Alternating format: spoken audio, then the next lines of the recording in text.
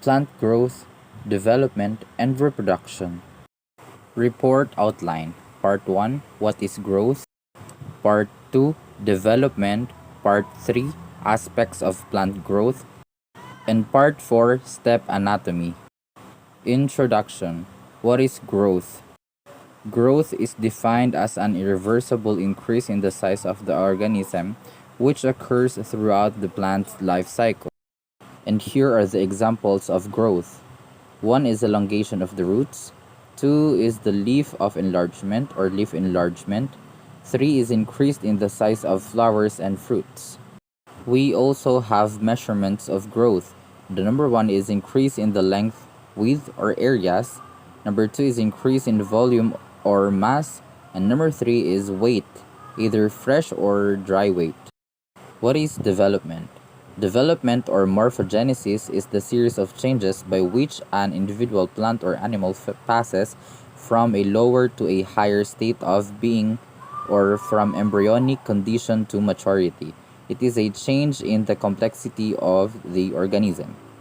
Example: a dividing cell resulting in many cells in the development and a dividing tissue giving rise to other tissues is also development. A change from a less complex to a more complex being is the essence of development. There are 2 aspects of plant growth. 1 is primary and 2 is secondary. Aspect of plant growth. Primary growth takes place in young herbaceous organs, resulting in an increase in the length of shoots and roots. Secondary growth follows primary growth in some plants and results in an increased girth as layers of woody tissues are laid down. Before we proceed to the next slide, here are some notes. Monocots and herbaceous dicots typically exhibit only primary growth, and the next one is woody dicots exhibit both primary and secondary kind of growth. And here is the illustration. Stem anatomy.